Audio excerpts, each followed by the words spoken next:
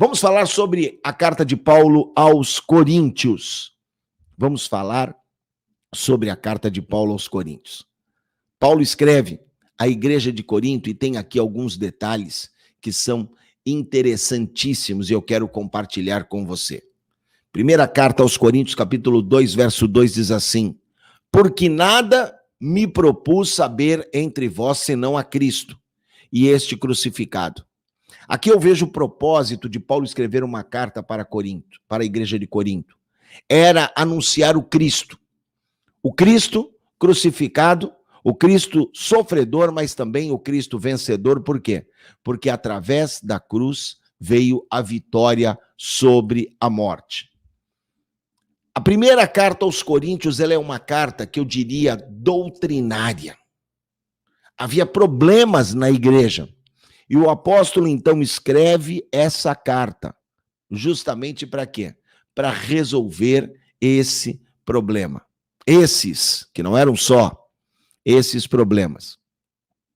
A gente vê aqui em alguns versículos, no versículo 11 do capítulo 1, por exemplo, que alguém enviara notícias para Paulo falando sobre o que estava acontecendo ali em Corinto. E aí, então, Paulo escreve essa primeira carta como sendo uma resposta para aquela igreja. O curioso é que essa primeira carta já é a segunda que Paulo escreve. Ele fala isso em 1 Coríntios 5:9. E depois nós vamos ver, na segunda carta de Paulo, uma referência a uma outra carta. Então, o que nós vemos? Foram escritas 4 cartas no total, mas a primeira se perdeu na história e a terceira também. Então a gente tem a segunda e a quarta, que para mim e para você é a primeira e a segunda. Temos a segunda e a quarta, de um total de 4, sendo que não se sabe onde foi parar a primeira e foi parar a terceira. Então, o que a gente vê aqui como um esboço rápido, e aí ao longo, contando de amanhã, dia 11, até o dia 27, até o final do mês, nesses próximos 16 dias, o que a gente vai falar? A gente vai começar falando sobre essa carta para essa igreja que fica no litoral da Grécia. A cidade de Corinto, ela fica no litoral da Grécia. E ele visitou essa igreja uma primeira vez, quando? Lá em Atos 18. Na segunda viagem missionária de Paulo, ele passa por Corinto, ele permanece ali por aproximadamente 1 ano e meio, e muitos se convertem ao Senhor, e uma igreja começa ali. Depois que ele partiu, Paulo esperava que as coisas fluíssem normalmente, mas algumas informações, e é legal nas cartas de Paulo que você vai vendo o nome das pessoas, são cartas pessoais. Por exemplo, aí a família de Cloe escreveu para Paulo dizendo: olha, as coisas não estão bem aqui em Corinto. Estéfanas, Fortunato, Acaico, eles mandam notícias que as coisas não estão bem. Então, Paulo, ele escreve aos coríntios, dando para eles direções de como eles deviam proceder. Nessas cartas, e não foi uma só, antes Paulo já tinha, como eu disse, né, são aí um total de 4 cartas. Nessas cartas, Paulo ensina, Paulo adverte, e nós vemos até mesmo Paulo sendo duro, repreendendo quanto a vários problemas, quanto a muitas questões, deixa eu fazer um ajuste aqui, que se levantaram na igreja. Ora, o ensinamento de Paulo, ele era o mesmo em todas as igrejas. A doutrina era a mesma, havia peculiaridade, sim, mas a doutrina da salvação era a mesma. E aí Paulo, ele começa aqui a carta aos Coríntios, endereçando essa carta para mim e para você também. A carta era escrita para a igreja de Corinto, mas também aqueles que invocam o nome do Senhor em todos os lugares. E é curioso porque muitos dos problemas que os coríntios enfrentaram, nós também enfrentamos. Por isso essa carta é tão atual. E por isso essa carta tem muito valor para mim e para você. Paulo, ele se apresenta na introdução, vamos dizer assim, da carta, ele o saúda, ele fala sobre as orações que ele entrega a Deus pela igreja de Corinto. E aqui Paulo começa a chamar a atenção para o Senhor e para a volta do seu filho Jesus. A carta de Paulo aos Coríntios, ela é uma preparação para discussões mais extensas e mais profundas no decorrer das duas cartas. Ele fala sobre o apostolado, sobre a coerência das revelações, fala sobre a nossa dívida com Deus e fala também sobre a volta do Senhor.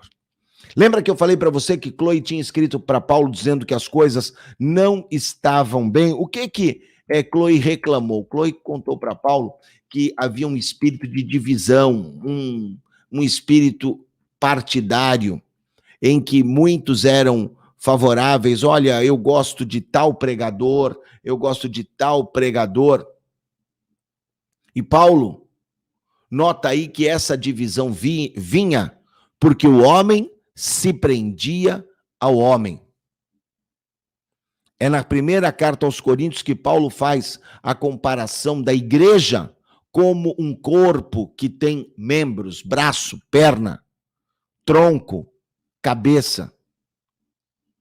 E Paulo, ele mostra uma coisa: você não deve seguir ao homem, nem muito menos ao Paulo. Por quê? Porque, diz Paulo, não fui eu quem foi crucificado por vocês, ó Coríntios. Vocês não foram batizados nem no meu nome, nem no nome de Apolo. Eu batizei alguns de vocês, dizia Paulo. E vocês podem até pensar que porque eu batizei vocês são meus. Não! Vocês são de Cristo. Olha que coisa tremenda, que coisa linda. Paulo poderia ficar na miúda, quietinho, não é verdade? Não, deixa, isso faz bem, inclusive eles vão enviar uma oferta para mim. Mas o desejo de Paulo é que a igreja de Corinto entendesse quem era o verdadeiro dono. É na carta de Paulo aos Coríntios que nós vamos ver sobre o problema da exaltação da sabedoria humana.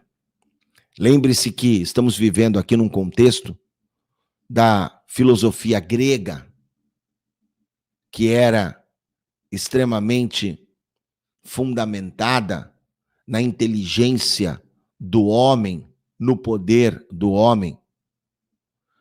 Paulo apresenta, então, um rei judeu conquistador. Isso aí tinha a ver, então, com os conceitos romanos de conquista.